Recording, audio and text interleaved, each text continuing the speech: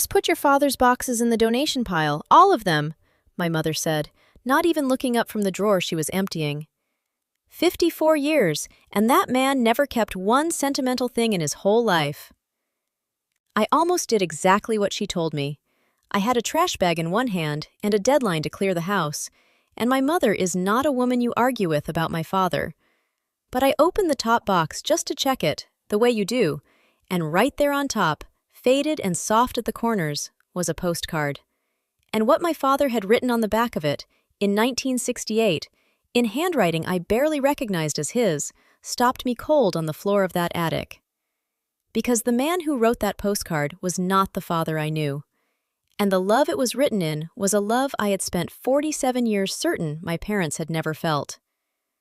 I want to tell you what was on that postcard, and the conversation it forced me into with two people in their late 70s, because it did not just change how I saw my parents. It reached into my own marriage and changed that too. My name is Carrie Mueller. I am 47 years old, and I work as a radiologic technologist in Sioux Falls, South Dakota. I take the pictures that show people what is going on underneath, the hidden structures holding everything up, which is a fitting enough job for a woman who was about to find out she had been misreading the structure of her own family her entire life. My parents, Dale and Marlene, were moving into assisted living, and I was the one clearing out the house.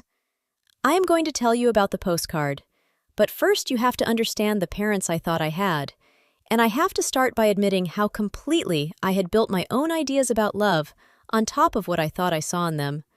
We do this without realizing it. The marriage you grow up watching becomes the secret template against which you measure every relationship you will ever have, including your own, either as the thing to copy or, in my case, the thing to avoid.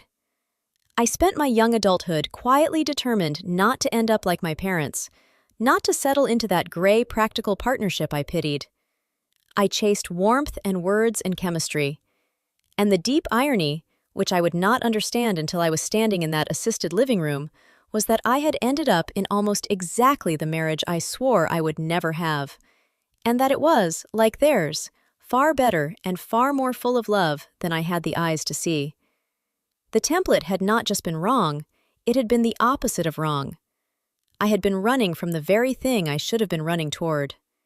I grew up believing, with total certainty, that my parents were not in love. Not that they fought, they almost never fought. It was quieter and, I thought, sadder than that. They were simply two people who ran a household together, like business partners who happened to share a bed. I never saw them kiss. Not once, in my whole childhood that I can remember. I never heard either of them say, "I love you," to the other. There were no soft looks across the dinner table, no hand-holding, no birthdays that meant anything, no anniversaries celebrated. My father came home, ate, read the paper, fixed what was broken, went to bed. My mother cooked, cleaned, managed us kids, ran the house like a tight ship. If you had asked me at 16 to describe their marriage in a word, I think I would have said functional, and I would have meant it a little sadly. They divided the labor of a life with the efficiency of two people who had done it 10,000 times. He handled the cars, the money, the broken things. She handled the food, the house, the children, the calendar. It worked. It always worked, but I never saw the seams where two hearts were supposed to meet. And so I assumed there were none, that they had built a working partnership over an empty foundation and simply never bothered to tell each other, or us, that the love had quietly moved out years ago. I was so sure of this that I never even questioned it. It was just a fact about my family, as settled as our address. They were polite. They were partners. They were, as far as I could ever tell, completely without romance. And I grew up assuming what a child assumes from that they had married because that was what you did in their generation, in their town, and that whatever spark might once have existed had either never been there or had burned out long before I arrived. I felt a little sorry for them, honestly.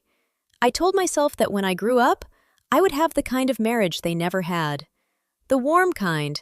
The kind with the looks and the words and the romance. I did not understand yet how much that quiet, undemonstrative house had taught me to misread love entirely. That lesson was waiting for me in a box my mother wanted me to throw away. I should be fair to them, looking back, because I do not think they were unhappy. That was almost the strangest part. They were not a miserable couple, not a Cold War household where you could feel the resentment in the walls. They got along. They worked like a well-oiled machine. There was a kind of deep, easy competence to how they ran their life together. But to a child, and then to a romantic teenager, and then to a young woman raised on movies, that easy competence read as the absence of love rather than a form of it. I wanted to see fireworks, and what I saw instead looked to me like two people quietly tolerating each other for half a century. I could not yet tell the difference between a love that had died and a love that had simply stopped performing itself. They look almost identical from the outside. It took me 47 years and a postcard to learn that they are nothing alike. The move was hard on both of them, the way it always is. My father was nearly 80 and slower than he used to be. My mother, a couple of years younger, was the one running the show as ever. And clearing 54 years out of a house is its own kind of grief. So when my mother told me to just toss my father's boxes, I think she mostly wanted the job to be over. But I opened the top one, and the postcard was right there. It was an old tourist postcard, a faded photograph of a lake up north, the kind of thing they sold at every gas station once. And when I turned it over, the back was covered, edge to edge, in my father's handwriting, cramped and eager, nothing like the careful block letters I knew from a lifetime of his notes and checkbooks. It was postmarked 1968, 3 years before they married. It was addressed to my mother, at her parents' house, by her maiden name. And it was, from the first line to the last, a love letter. I sat there trying to reconcile the handwriting with the man. My father's writing, the writing I knew, was small and controlled and joyless, the writing of a man filling out forms. This was looser, faster, slanting forward as if the words were in a hurry to get to her, with one line crossed out where he had clearly started to say something and then found a better way to say it. You could feel the youth in it. You could feel a heart that had not yet learned to be quiet, that still believed the way to love someone was to tell them, loudly, on paper, in ink. Somewhere between that postcard and the father I knew, that loud young heart had gone underground. I had assumed my whole life that it had simply died down there. It had not. It had just been doing its work in the dark where I could not see it. Not a polite note. A love letter, from my young father to my young mother, so openly, achingly romantic that I sat down right there on the attic floor and read it 3 times to be sure I was understanding it. The dust was thick up there, and the light was failing through the one small attic window, and I remember the exact physical sensation of the world tilting slightly under me as I read it. I had come up to that attic to do a job. Sort, keep, toss, keep the line moving. I was in efficiency mode, my mother's daughter through and through. And a piece of cardboard from 1968 reached up out of a discard box and stopped all of it, because it was rewriting, in real time, the single most basic fact I thought I knew about the 2 people who made me. You think the foundational things about your own family are settled. You think, at 47, that there are no more big surprises about who your parents are, and then you turn over a postcard in a dusty attic and discover you have been wrong about the most important thing in their lives for the whole of yours. I will not read all of it because some of it is theirs and not mine to give away. But I can tell you the shape of it because the shape of it undid me. My father had been away that summer. I would learn the rest of the story soon enough, working a job several hundred miles from home, separated from my mother for the first time since they had started courting. And the postcard was him, at maybe 22 years old, pouring his whole heart onto the back of a piece of cardboard. He wrote that he could not sleep for missing her. He wrote that he had walked down to the lake on the postcard that evening just to look at the water and think about her, and that he had decided he was going to marry her, that there had never been and would never be anyone else. He wrote, and this is the line that broke me, in my dead quiet father's young hand. I count the days like a man counts his money, because everyone that passes is one closer to you. I sat on that attic floor, holding a postcard that proved my father the man I had spent 47 years believing was incapable of romance, had once loved my mother so fiercely he wrote poetry to her on the back of a gas station postcard. The cold, practical parents I thought I knew had a beginning I had never been shown, and I had to know the rest. So I took the postcard, and I drove to the assisted living place, and I put it down on the little table between my elderly parents. On the drive over, I kept trying to square the two versions of my father in my head, and I could not make them fit. The father of the postcard, who walked down to a lake to ache over a girl and wrote that he counted the days like money, and the father of my childhood, who I am not sure I ever heard volunteer a feeling about anything in my entire life. The same man, 22 and nearly 80. It was like finding a photograph of a stranger in your own father's face, and I felt something I had not expected to feel driving there, a kind of grief almost, for all the years I felt sorry for my parents, had quietly pitied them for a lovelessness that, I was beginning to suspect, had never actually been real.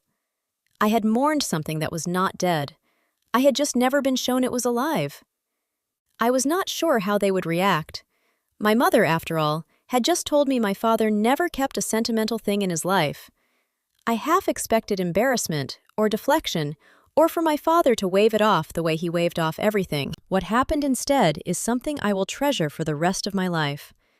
My mother picked up the postcard, and she went very still, and then her hand came up to her mouth, and my practical, unsentimental 76-year-old mother started to cry. And my father, my quiet father, looked over at what she was holding, and his whole face changed, 50 years falling off it, and he said softly, "You kept that?"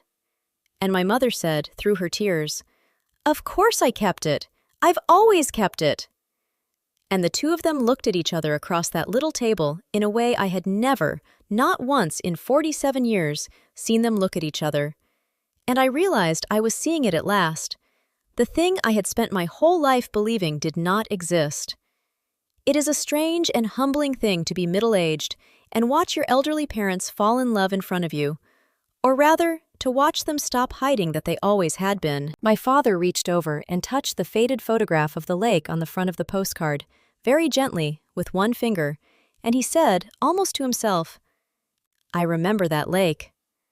And my mother laughed, a young laugh I had never heard come out of her, and said, "You remember more than the lake, Dale Mueller." And he actually blushed. My 80-year-old father blushed like a boy. I had to look away because I felt like I was intruding on something private, on a whole secret country these two had been living in, side by side, for my entire life. A country I had been born into and somehow never once visited because I never knew the door was there. They told me the story then, the two of them, trading off, filling in each other's sentences the way I had never noticed they could. My father had taken a job up north the summer of 1968 to save money. Money for a ring, it turned out. Money to marry her. It had been a hard separation, my mother said. 4 months felt like 4 years at that age, with no way to hear his voice except the rare, expensive, crackling long-distance call from a payphone, and even those were rationed by what they could afford. So, the mail was everything. She told me she used to wait for the postman the way you wait for news from a war, and that a postcard from my father could remake an entire week. I had never once, in my whole life, imagined my mother as a young woman in love waiting by a mailbox. She had only ever been mom, capable, brisk, unsentimental mom. And here she was telling me, with shining eyes, about the summer she fell so hard for a quiet young man's letters that 54 years later, she still could not throw a single one of them away. They had been apart for 4 months, which in that pre-cell phone world meant letters and the occasional precious long-distance call. He had written her constantly. She had written him back. That postcard was one of dozens. And when he finally came home at the end of that summer, with the money and the ring, he had proposed, and they had married the next spring, and they had been together every day since. 54 years. My mother kept every letter from that summer, she admitted, in a box of her own that she had never thrown away and never told anyone about. The romance, I thought, had never existed, had not only existed, It had been the foundation under everything, the whole time, just buried so deep beneath the decades that I had never known to dig for it. My mother told me one thing that afternoon that I keep turning over. She said that back then, in that long summer apart, those letters were how she knew. She said a person can hide a lot in person, can be shy, can be awkward, can fail to say the big things out loud. But something about my father having to sit down with a pen and only a postcard's worth of space had stripped all that away and left just the truth of what he felt. "Your father was never going to be a man who said it to my face," she told me, taking his hand right there in front of me, which I had also never seen. But he said it to me in writing that summer, and I knew. I have always known. I didn't need him to keep saying it. And I understood, watching her, that my mother had spent 54 years living off a certainty she had banked in 1968, that she had read those letters once and known the truth of her marriage so completely that she never required it to be performed again. She had been fluent in my father's quiet the whole time. I was the only one in the family who had never learned the language. I want to tell you what that afternoon rearranged in me, because it went far beyond just learning my parents had once been in love. Because the obvious question sitting there was, what happened? If they had started like that, like a romance novel, then where had it gone? How did that fierce young love become the cool, wordless partnership I grew up inside? And as my parents talked, I slowly understood that the answer was nowhere. It had not gone anywhere. I had simply never learned to recognize it in the form it took once it grew up. Because once I knew to look, the signs were everywhere, and had been my whole life. My father, who never once said, "I love you," had warmed my mother's car every single winter morning for 54 years so she would not have to get into the cold. My mother, who I never saw kiss him, had made his coffee exactly the way he liked it every day of their marriage and set it by his chair without a word. He always took the burnt piece of toast so she could have the good one. She always laid his clothes out when his hands got too arthritic to manage the buttons. 1,000 tiny, silent, daily acts of devotion that I had watched my entire childhood and dismissed as just the boring machinery of an unromantic marriage, when in fact, they were the language their love had matured into. The passion had not died. It had simply stopped shouting and learned to whisper in coffee and warm cars and the good piece of toast, and I had been too busy listening for the shouting to ever hear it. I think about my father warming that car especially. Every winter morning of my childhood, in a place where winter means business, my father got up before everyone else, went out into the brutal cold in his robe, started my mother's car, and scraped every window so that when she left for work, the car was warm and clear, and she never had to touch the ice. He did this for 54 years. He never mentioned it. She never thanked him for it that I ever heard. It was simply a fact of the household, like the sun coming up. As a girl, I genuinely filed it under chores, just one of the things Dad did, like taking out the trash. It never once crossed my mind that a man getting up in the dark to stand in sub-zero cold so his wife's hands would not get cold was, in fact, one of the purest love letters a person can write, repeated every single morning for over half a century. He could not say the words, so he said them in ice and engine heat, every day, for a lifetime, and we all just called it scraping the car. And then, sitting in that little assisted living room, the whole thing turned and pointed straight at me. Because I had spent the last few years quietly grieving my own marriage.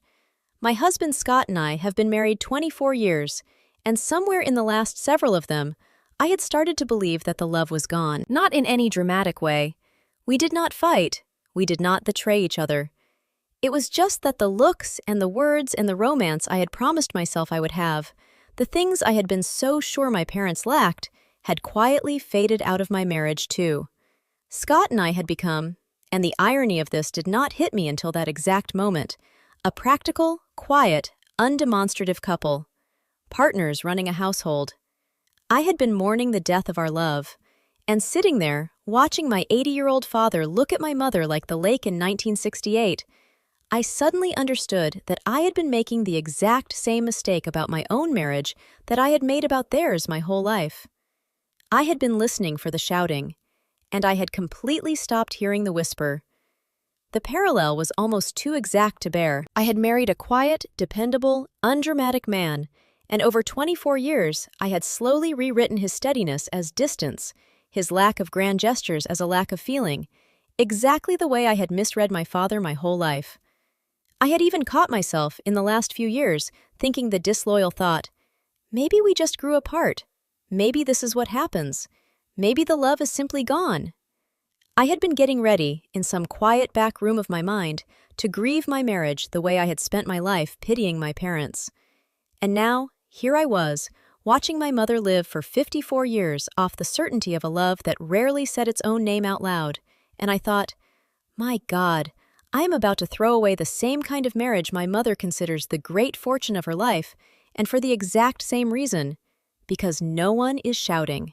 I drove home from the assisted living place that day, and I looked at my husband as if for the first time in years, and I started to see them. The whispers. Scott still scrapes the ice off my windshield every winter morning before I am even awake. The same thing my father did, and I had stopped noticing it years ago. He still makes my coffee and brings it to me before I get out of bed. He had texted me that very afternoon, while I was with my parents, just to ask if I had eaten lunch, which I had rolled my eyes at, and which I now understood was a 50-something man's way of saying, I am thinking about you. The love had not left my marriage any more than it had left my parents. It had just changed languages on me, and I had refused to learn the new one because I was still homesick for the old, loud one. So that night, I made Scott's coffee for once, the way he likes it, and set it by his chair without a word, and he looked up at me a little surprised, and something passed between us that had not passed in a long time. I told him, later that evening, about the postcard, and about my parents at the little table, and about what I had figured out on the drive home.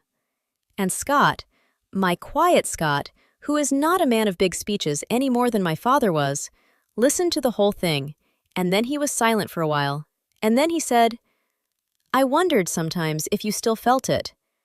I never stopped. I just didn't think I had to keep proving it. And I started to cry, because there it was, the exact same thing my mother had said about my father in different words. I didn't think I had to keep proving it.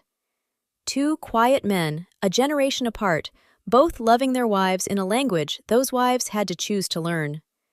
My mother had learned it at 20. It had taken me until 47. But I learned it. It turns out you can learn to hear the whisper again. You just have to stop demanding that love keeps shouting to prove it is still there. The change in Scott and me was not dramatic, and I want to be honest about that, because this is not a story where one postcard fixed a marriage overnight. We did not suddenly become newlyweds. What changed was quieter and, I think, more durable than that. I started noticing him, and letting him see that I noticed, and he started, cautiously, like a man not sure the ground was safe, doing a few of the louder things again, because he could tell I was finally listening. He left a note on the bathroom mirror one morning. I caught him watching me across a room with a look I had not seen aimed at me in years, and this time, I did not miss it. We are still a quiet couple. We will always be a quiet couple. But there is a difference now between a quiet that is full and a quiet that is empty, and we crossed back over to the full kind, mostly because I finally understood that the quiet had never been the problem. My deafness had been the problem. My parents have been in the assisted living place for about a year now. My father's health has slipped a little this past year. That is part of why they made the move. And there is a tenderness to watching them now that I cannot quite put into words. The roles have shifted. My mother does more of the caring these days, the way he once warmed her car. And here's the thing that finishes this story for me. The staff there tell me my parents are something of a legend in the building, because every evening, without fail, my father walks my mother down to the common room, and they sit together by the window and watch the sunset, not really talking, just sitting, his hand over hers on the armrest.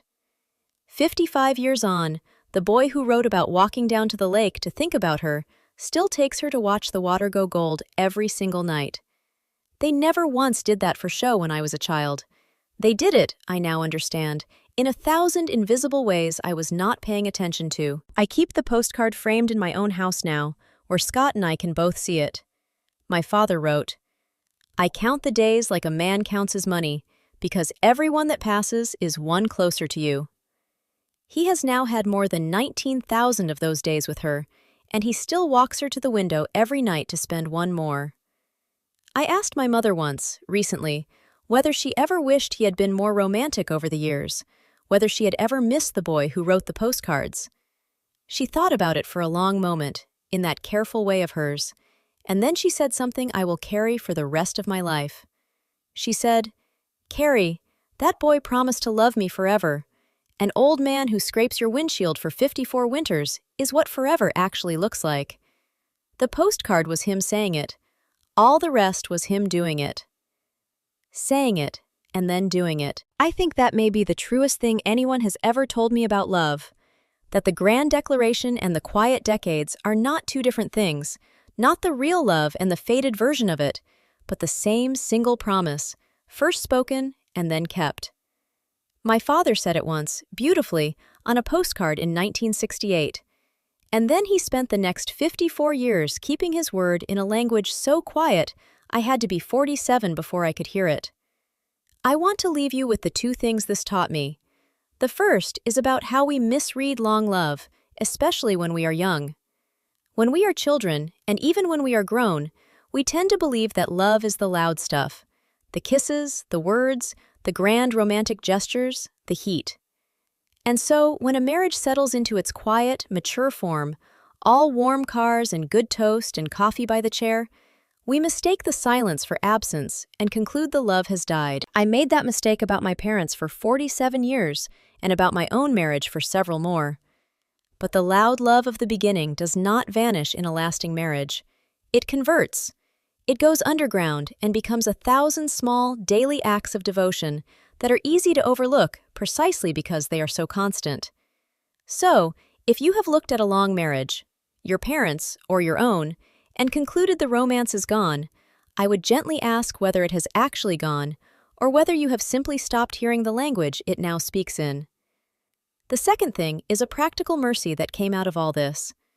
Once you learn to recognize the quiet language of mature love, you can start speaking it again on purpose, and you can start hearing it again, which may matter even more. I had a whole marriage's worth of devotion going on around me every day, in windshields and coffee, and did you eat lunch? And I was starving in the middle of it because I had trained myself to only count the grand gestures. The moment I started counting the small ones, I discovered I was rich. So count the small ones. The scraped windshield is an I love you. The coffee by the chair is an I love you. The boring text in the middle of the day is an I love you. A love that stops shouting is not a love that stopped. And once you can hear it, you realize it has been saying your name all along. If this story landed for you, drop the word postcard in the comments below. I read them. It tells me which stories are worth telling next. Subscribe for new stories, real patterns, full narratives, the long game. 2 small pieces of wisdom from this one before I go.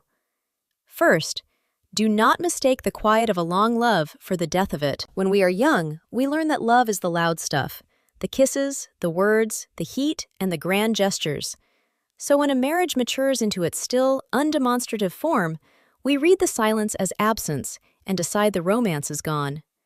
I believed that about my parents for 47 years and about my own marriage for several more, and I was wrong both times. The loud love of the beginning does not disappear in a lasting marriage. It converts into 1,000 small daily devotions that are easy to miss precisely because they never stop. Before you conclude a long love has gone cold, ask whether it has only gone quiet. Second, learn the quiet language, and you can both speak it and hear it again. I spent years starving inside a marriage that was feeding me devotion every single day. The scraped windshield, the coffee by the chair, the text asking if I'd eaten, because I only knew how to count grand gestures. The day I started counting the small ones, I found out I was rich. So count them. The warmed car is an I love you. The burnt piece of toast taken so you can have the good one is an I love you. A love that stopped shouting is not a love that stopped. Once you can hear it again, you'll realize it has been quietly saying your name the whole time. A love that stopped shouting is not a love that stopped. I'll see you next time.